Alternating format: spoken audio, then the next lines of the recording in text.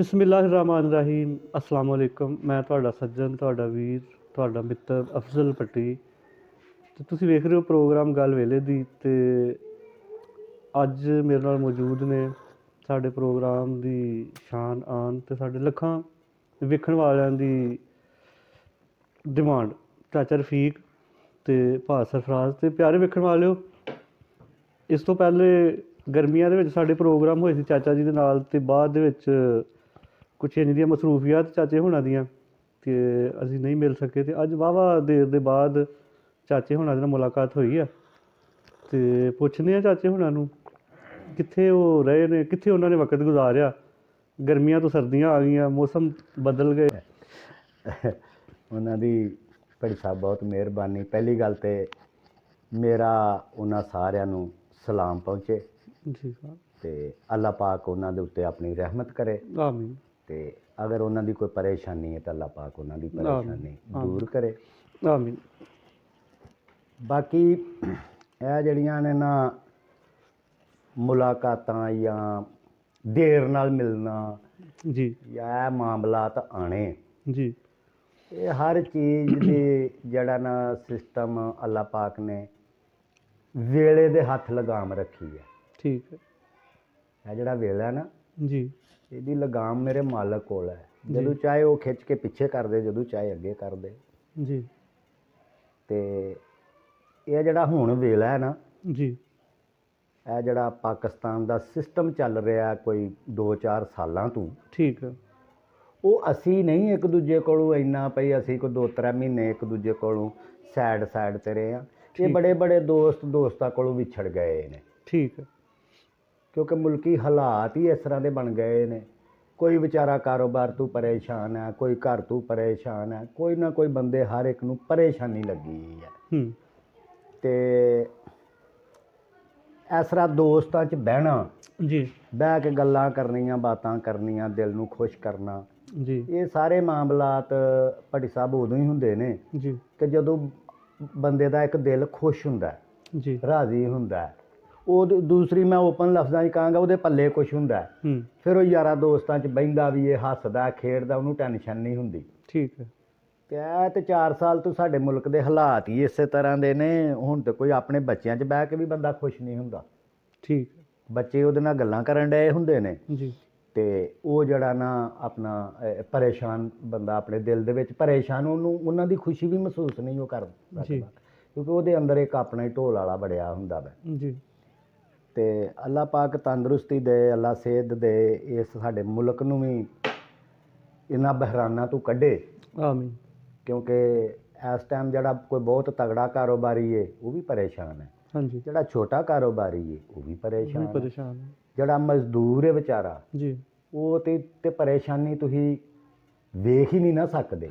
ਜੀ। ਉਹ ਤੇ ਸਾਡੇ ਸੋਚ ਤੋਂ ਵੀ ਉਹ ਤੇ ਬਹੁਤ ਅੱਗੇ ਆ ਵਿਚਾਰਾ। ਉਹ ਤੇ ਉਹਦੇ ਤੇ ਘਰ ਦਾ ਜਿਹੜਾ ਚੁੱਲ੍ਹਾ ਬਲਣਾ ਵਾ, ਉਹ ਬਿਲਕੁਲ ਉੱਥੋਂ ਵੀ ਜਿਹੜਾ ਨਾ ਪਰੇਸ਼ਾਨ ਹੈ।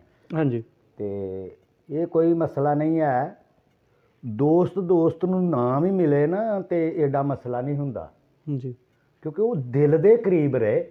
ਠੀਕ ਹੈ। ਚਿਹਰਾ ਭਾਵੇਂ ਕਰੀਬ ਨਾ ਵੀ ਹੋਏ, ਠੀਕ ਹੈ, ਦਿਲ ਕਰੀਬ ਹੋਣਾ ਚਾਹੀਦਾ। ਜੀ। ਦੋਸਤ ਭਾਵੇਂ ਕਿਸੇ ਹਾਲ 'ਚ ਵੀ ਹੈ ਨਾ, ਜੀ, ਬਲਕਿ ਮੈਂ ਸਮਝਾਂਗਾ ਸਗੋਂ ਦੋਸਤ 'ਤੇ ਕੋਈ ਕਮਜ਼ੋਰੀ ਆ ਜਾਏ ਤਾਂ ਦੂਸਰੇ ਦੋਸਤ ਨੂੰ ਉਹਨੂੰ ਜ਼ਿਆਦਾ ਮਿਲਣਾ ਚਾਹੀਦਾ, ਉਹਨੂੰ ਜ਼ਿਆਦਾ ਯਾਦ ਰੱਖਣਾ ਚਾਹੀਦਾ। ਅਤੇ ਹੁਣ ਕੋਈ ਵਕਤ ਹੀ ਇਸ ਤਰ੍ਹਾਂ ਦਾ ਆ ਗਿਆ, ਕੋਈ ਹਾਲਾਤ ਹੀ ਇਸ ਤਰ੍ਹਾਂ ਦੇ ਆ ਗਏ ਨੇ। ਜਿਹੜਾ ਬੰਦਾ ਜਰਾ ਕੁ ਕਮਜ਼ੋਰ ਹੁੰਦਾ ਉਹਦੇ ਨਾਲ ਕੋਈ ਸਲਾਮ ਦੁਆ ਲੈ ਕੇ ਰਾਜੀ ਨੇ। ਜੀ। ਰਿਸ਼ਤੇਦਾਰ ਹੀ ਨਹੀਂ ਉਹਨੂੰ ਮਿਲਦੇ। ਰਿਸ਼ਤੇਦਾਰ ਵੀ ਇਸ ਤਰ੍ਹਾਂ ਮਿਲਦੇ ਨੇ ਆਪਸ 'ਚ, ਜਿਨ੍ਹਾਂ ਦਾ ਜੋੜ ਮਿਲਦਾ ਨਾ, ਜਿਨ੍ਹਾਂ ਦਾ ਮਿਆਰ ਮਿਲਦਾ, ਉਹ ਵੀ ਅਮੀਰ ਆਦਮੀ ਹੈ ਅਤੇ ਉਹ ਵੀ ਅਮੀਰ ਆਦਮੀ। ਅੱਛਾ, ਮੈਨੂੰ ਤੁਸੀਂ ਇਹ ਦੱਸੋ ਕਿ ਜਿਹੜੀਆਂ ਦੂਰੀਆਂ, ਜਿਹੜੀ ਅਫਰਾ ਤਫਰੀ, ਜਿਹੜੀ ਖਿੱਚਾ ਤਾਣੀ ਅੱਜ ਦੇ ਦੌਰ ਦੇ ਵਿੱਚ ਆ, ਪਹਿਲੇ ਵਕਤਾਂ ਦੇ ਵਿੱਚ ਇੰਝ ਸੀ ਜਾਂ ਕੋਈ ਫਰਕ ਸੀ? ਬਹੁਤ ਜ਼ਿਆਦਾ ਫਰਕ ਸੀ, ਬਹੁਤ ਜ਼ਿਆਦਾ ਫਰਕ ਸੀ। ਇਹ ਹੁਣ ਮੈਨੂੰ ਕੱਪ ਰੱਖਣਾ ਪੈਣਾ, ਇਹ ਗੱਲ ਤੁਹਾਂ ਬੜੀ ਕੀਤੀ। ਜਿਹੜੇ ਸਾਡੇ ਵੱਡੇ ਹਨ ਨਾ, ਉਹ ਵੀ ਅਨਪੜ੍ਹ ਸਨ। ਅਤੇ ਜਿੰਨਾ ਹੁਣ ਜ਼ੋਰ ਹੈ ਨਾ ਮਸਜਿਦਾਂ ਦੇ ਵਿੱਚ ਨਮਾਜ਼ਾਂ ਦਾ, ਅਸੀਂ ਵੇਖਿਆ ਜੀ, ਮਸਜਿਦਾਂ ਦੇ ਵਿੱਚ ਇੰਨੇ ਨਮਾਜ਼ੀ ਵੀ ਨਹੀਂ ਸਨ। ਠੀਕ ਹੈ। ਉਹਨਾਂ ਦਾ ਜਦੋਂ ਕਿਤੇ ਕੋਈ ਟਾਈਮ ਲੱਗਣਾ ਉਦੋਂ ਕੋਈ ਇੱਕ ਨਮਾਜ਼ ਪੜ੍ਹ ਲੈਣੀ ਸੁਬਾਹ ਦੀ, ਇਸ ਤਰ੍ਹਾਂ ਮਤਲਬ ਇਸ ਤਰ੍ਹਾਂ ਸਿਸਟਮ ਚੱਲ। ਪਰ ਉਹਨਾਂ ਲੋਕਾਂ ਦਾ ਈਮਾਨ ਬੜਾ ਮਜ਼ਬੂਤ ਸੀ। ਉਹ ਸਮਝਦੇ ਸਨ ਕਿ ਸਾਨੂੰ ਜੋ ਵੀ ਰਿਜ਼ਕ ਦੇ ਰਿਹਾ ਅੱਲਾਹ ਪਾਕ ਦੇ ਰਿਹਾ। ਠੀਕ ਹੈ। ਉਹਨਾਂ ਦਾ ਤਕਵਾ, ਉਹਨਾਂ ਦਾ ਯਕੀਨ, ਉਹਨਾਂ ਦਾ ਈਮਾਨ ਇਸ ਗੱਲ ਤੇ ਸੀ। ਠੀਕ ਹੈ। ਹੁਣ ਜਿਹੜੇ ਅਸੀਂ ਆ ਨਾ, ਠੀਕ, ਅਸੀਂ ਇਹ ਸਮਝਨੇ ਆ ਕਿ ਜਿਹੜਾ ਅਸੀਂ ਯਾਰ ਰਿਜ਼ਕ ਕਮਾ ਰਹੇ ਹਾਂ, ਅਸੀਂ ਆਪਣੀ ਹੁਸ਼ਿਆਰੀ ਨਾਲ ਕਮਾ ਰਹੇ ਹਾਂ। ਕੋਈ ਵੀ ਬੰਦਾ ਤੁਹਾਡੇ ਕੋਲ ਆਇਆ, ਤੁਹਾਡਾ ਕਾਰੋਬਾਰ ਹੈ, ਕੋਈ ਗਾਹਕ ਆਇਆ, ਤੁਸੀਂ ਉਹਨੂੰ ਡੀਲ ਕਰ ਲਿਆ ਜੀ, ਤੇ ਤੁਸੀਂ ਆਪਣੇ ਸਾਥੀਆਂ ਨੂੰ ਵੀ ਗੱਲ ਸੁਣਾਣੀ ਹੈ ਹੂੰ, ਕਿ ਉਹਨੇ ਆਹ ਗੱਲ ਕਹੀ ਤੇ ਤੇ ਮੈਂ ਕਹੀ, ਮੈਂ ਇੰਜ ਘੇਰਿਆ ਉਹਨੂੰ। ਉਹਨੂੰ ਮੈਂ ਇੰਜ ਮਸਦ। ਹਾਂਜੀ, ਹਾਲਾਂਕਿ ਯਾਰ ਨਹੀਂ, ਉਹਨੂੰ ਤੇ ਭੇਜਿਆ ਹੀ ਤੇਰੇ ਕੋਲ ਖੁਦਾ ਨੇ ਆ, ਹੂੰ। ਤੂੰ ਤੇ ਕੋਈ ਗੱਲ ਵੀ ਨਾ ਕਰ। ਭੇਜਣਾ ਨੇ ਹਰ ਚੀਜ਼ ਉਹਦੇ ਜ਼ਿਹਨ ਦੇ ਵਿੱਚ ਪਾ ਕੇ ਭੇਜੀ ਆ। ਪਾ ਕੇ ਭੇਜਿਆ ਤੇਰੇ ਕੋਲ, ਤੂੰ ਨਾ ਕੋਈ ਕਰ ਗੱਲ ਉਹਦੇ ਨਾਲ, ਤੂੰ ਆਪਣੇ ਮਾਲ ਦੀ ਤਾਰੀਫ ਨਾ ਕਰ। ਹੂੰ, ਉਹਨੇ ਤੇ ਤੇਰੇ ਕੋਲ ਮਾਲ ਖਰੀਦਣਾ ਹੀ ਖਰੀਦਣਾ, ਕਿਉਂਕਿ ਉਹ ਰਿਜ਼ਕ ਮਾਲਕ ਨੇ ਤੇਰੇ ਕੋਲ ਭੇਜਿਆ। ਹੂੰ, ਹੂੰ, ਠੀਕ ਹੈ। ਉਹ ਜਦੋਂ ਇਹ ਹੁਸ਼ਿਆਰੀ ਵਿੱਚ ਆਉਂਦੀ ਹੈ ਨਾ ਕਿ ਇਹ ਰਿਜ਼ਕ ਨੂੰ ਮੈਂ ਹੁਸ਼ਿਆਰੀ ਨਾਲ ਕਮਾ ਰਿਹਾ, ਤੇ ਉਹਦੇ ਵਿੱਚ ਬਰਕਤ ਕੋਈ ਨਹੀਂ। ਕੋਈ ਨਹੀਂ ਹੈਗੀ। ਸਾਡੇ ਜਿਹੜੇ ਵੱਡੇ ਕਮਾਉਂਦੇ ਸਨ, ਜਿਹੜਾ ਖਾਂਦੇ ਸਨ ਨਾ, ਉਹ ਅੱਲਾ ਦੇ ਤਕਵੇ ਤੇ ਹਨ ਜੀ, ਕਿ ਇਹ ਸਾਨੂੰ ਜੋ ਅੱਲਾ ਨੇ ਅਤਾ ਕੀਤਾ ਉਹ ਅਹਾਂ ਖਾ ਲਿਆ। ਬਿਲਕੁਲ ਠੀਕ। ਸੁਬਾਹ ਜੋ ਅੱਲਾ ਨੇ ਅਤਾ ਕਰਨਾ ਹਾਂ ਖਾ ਲੈਣਾ। ਉਹਨਾਂ ਨੂੰ ਬੜਾ ਇੱਕ ਸਕੂਨ ਸੀ, ਉਹਨਾਂ ਨੂੰ ਬੜੇ ਕੋਈ ਪਰੇਸ਼ਾਨੀ ਨਹੀਂ ਸੀ ਹੈ। ਉਹ ਹੁਣ ਤੇ ਖੁਦਾ ਦਿਓ ਬੰਦਿਓ, ਤੁਸੀਂ ਵੇਖੋ, ਕੋਈ ਛੋਟੇ ਘਰ 'ਚ ਰਹਿ ਰਿਹਾ, ਕੋਈ ਵੱਡੇ ਘਰ 'ਚ ਰਹਿ ਰਿਹਾ, ਜੀ, ਕੋਈ ਛੋਟਾ ਕੋਈ ਵੱਡਾ, ਜਿਹੜਾ ਬੰਦਾ ਹੈ, ਜੀ, ਕੋਈ ਐਸਾ ਮੈਂ ਆਨਾ ਕੋਈ ਬੜੇ ਮੁਕੱਦਰਾਂ ਵਾਲਾ ਕੋਈ ਜ਼ੇਨ ਹੋਏਗਾ ਜਿਹਦੇ ਵਿੱਚ ਪਰੇਸ਼ਾਨੀ ਨਹੀਂ, ਜਿਹਦੇ ਵਿੱਚ ਫਤੂਰ ਨਹੀਂ। ਠੀਕ ਹੈ। ਨਹੀਂ ਤੇ ਤੁਸੀਂ ਵੇਖੋਗੇ ਲਿਬਾਸ ਅੱਛਾ ਹੈ, ਗੱਡੀ ਅੱਛੀ ਹੈ, ਮਸਦ ਗੁਫ਼ਤਗੂ ਵੀ ਅੱਛੀ ਹੈ, ਜੀ, ਪਰ ਅੰਦਰੋਂ ਬੰਦਾ ਟੁੱਟਿਆ ਹੈ।